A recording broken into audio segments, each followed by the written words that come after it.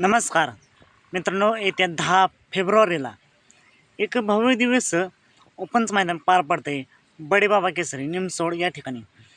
आणि याच मैदानासाठी बैलगाडी क्षेत्रातील 2 टॉपच्या जोड्या सज्ज आहेत.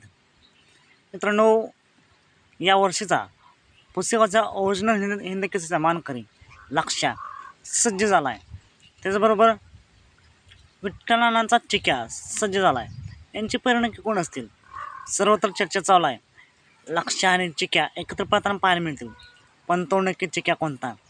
विठ्ठलानांचा चिक्या का कारुण एक्सप्रेस चिक्या? तर मित्रांनो, लक्ष्यासोबत आपल्याला कारुंडे एक्सप्रेस चिक्या पाहताना पाहायला मिळणार आहे. तर विठ्ठलानांच्या चिक्यासोबत कोण पळेल?